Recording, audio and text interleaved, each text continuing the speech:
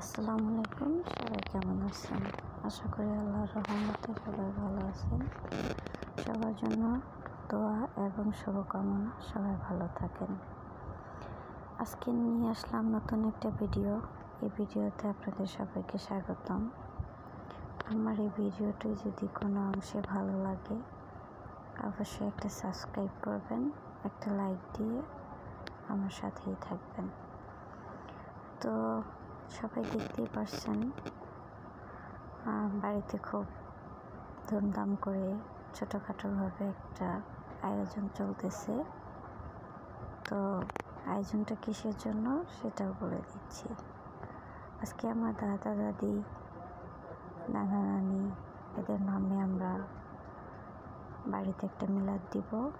এজন্য কিছু মানুষ খাওয়ানোর জন্য আয়োজন করছি। সবার কাছে আমার দাদা দাদি এবং নানা নানির জন্য দোয়া চাইতেছি, আল্লাহ যেন তাদেরকে বেহেশত নসিব করে। এদিকে রান্নার আয়োজন চলতেছে। সকালবেলায় আমি খিচুড়িটা রান্না করেছি, সবার সাথে কাজে হেল্প করলাম। সবাই মিলেই সুন্দর করে কাজটা শেষ করে নিতেছি। হাতে হাত লাগাই নিজেদের কাজটা নিজেরাই করলাম। তো আমার খিচুড়ি রান্না শেষ করে আমি সবাইকে খেতে দিয়েছি এবং আমি নিজেও খেয়ে নিলাম। খাওয়ার পর্ব শেষ করে এসে দেখি ডাল রান্না হয়ে গেছে। তো আমার ভাই ডালগুলো ছোট ছোট পাতিলে আলাদা করে নিচ্ছে। এখানে আমার বাবা, আমার ভাই এবং আমার চাচা নিজেরাই রান্না করতেছে। রান্না করবে হচ্ছে ডাল, ভাত, পায়েস আর মুরগির মাংস। এগুলো দিয়েই সবাইকে খাওয়ানো হবে। তো আমার আজকের ভিডিওটা কেমন হইল? যদি ভিডিওর কোনো একটি অংশে ভালো লেগে যায় অবশ্যই লাইক দিয়ে আমার সাথে থাকবেন এবং যারা নতুন আছেন আমাকে একটু সাপোর্ট দিবেন, আমার চ্যানেলটা সাবস্ক্রাইব করে দেবেন। এদিকে আমরা সবাইকে খাওয়ানোর জন্য প্লেট বাটি সব কিছু ধুয়ে রেডি করে রাখছি।